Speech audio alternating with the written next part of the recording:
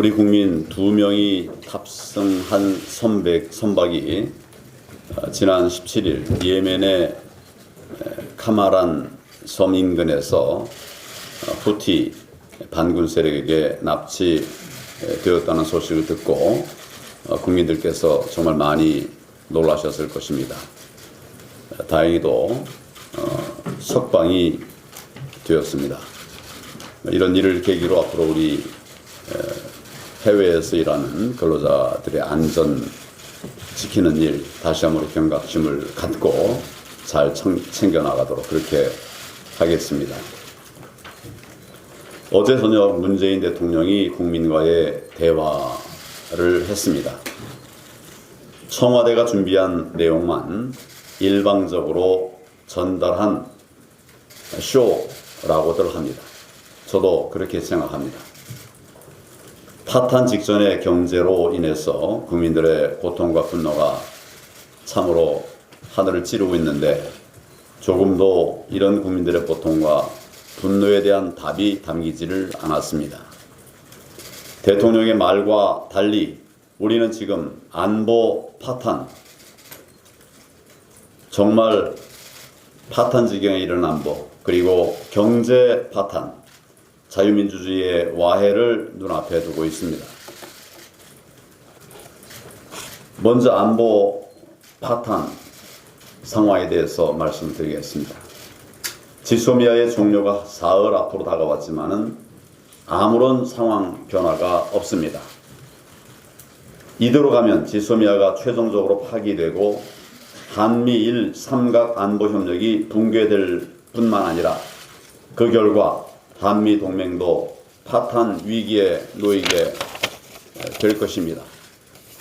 나라의 안보가 그야말로 퍼펙트 스톰에 휘말리게 될 것입니다.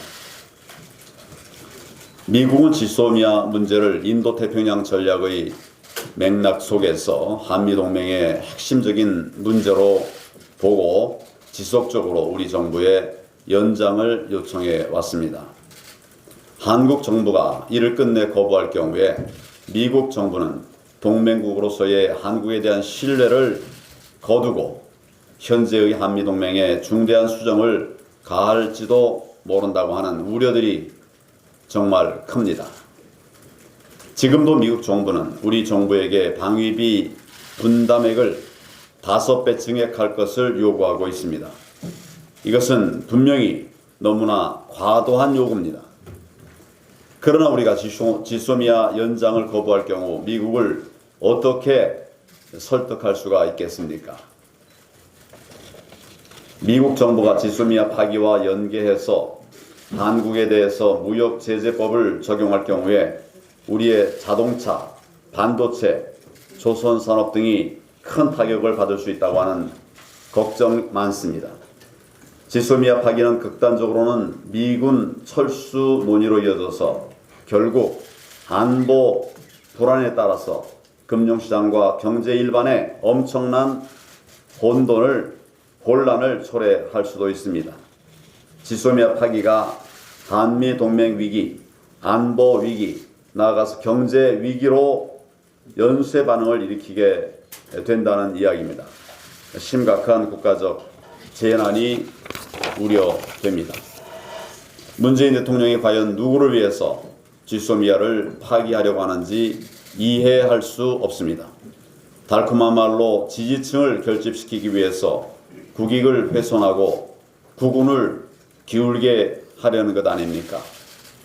대통령의 안보 포퓰리즘에 이 나라의 안보가 속절없이 무너질 위기에 처해 있습니다. 지소미아를 연장시킬 것을 다시 한번 강력하게 촉구합니다. 지금 자유민주주의의 위기가 다가오고 있습니다. 패스트트랙 선거법은 민주당을 비롯한 범여권 세력이 국회를 장악하려는 의도에서 시도하는 것입니다. 단적으로 말해서 국민의 표심을 왜곡해서 국민이 투표한 표를 다른 군소 여당 정당들에게 나누어 주겠다는 것입니다. 민주당이 이렇게 해서 범여권 군소 정당과 함께 국회를 장악하면 행정부와 사법부 장악에 이어서 국회까지 3권을 모두 장악하게 됩니다. 민주주의의 기본 틀인 3권 분립이 무너지는 것입니다. 민주주의가 무너지는 것입니다. 학자들은 이것을 합법을 가장한 독재라고 부르고 있습니다. 이 합법을 가장한 독재의 완성을 위해서 민주당과 범여권 세력은 대국민 사기극까지 벌였습니다. 당초 의석수는 늘리지 않는다고 공언해놓고 선거법이 패스트트랙에 일단 올라가니까 이제 와서 의석수를 늘리겠다고 하고 있습니다. 준연동형 비례대표제는 애당초 의석수를 늘리지 않으면 현실적으로 불가능한 제도였습니다. 범여권 의원들도 이를 모두 알고 있었습니다. 알고도 의석수 늘어나지 않는다고 국민을 속인 것입니다. 참으로 간교합니다. 공수처법 역시 합법적 독재를 완성시키려는 이 정권의 검은 의도에서 비롯되었습니다. 어제 문재인 대통령은 국민과의 대화에서 마치 공수처가 글로벌 스탠다드인 것처럼 말했습니다. 그러나 이것은 거짓말입니다. 이 지구상에 공수처 비슷한 것 있는 나라는 한두 나라밖에 없습니다. 공수처법을 검찰개혁 법안이라고 국민을 속이고 있는데 이것도 아닙니다. 계약입니다. 자기들 말을 더 잘 듣고 더 힘센 검찰을 하나 더 만들겠다는 것에 불과합니다.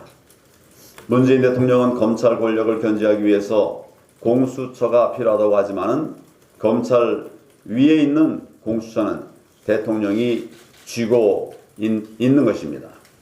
결국 여권 세력의 비리는 덮고 야권 세력은 먼지 털듯 털어서 겁박하겠다고 하는 것, 이것이 바로 공수처법의 핵심입니다.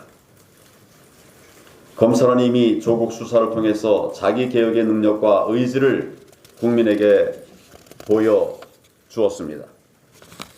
대통령의 수족이 될 공수처를 만들 이유가 없어진 것입니다.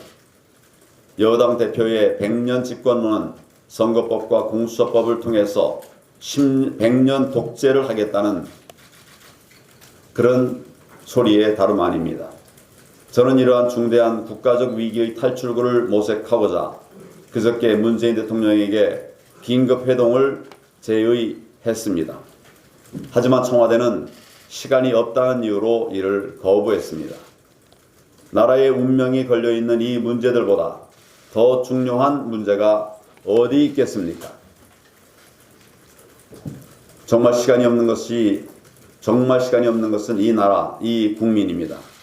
문재인 대통령이 현 상황을 방치한다면 10월 국민 항쟁과 같은 엄청난 한거에 직면하게 될 것임을 엄중히 경고합니다.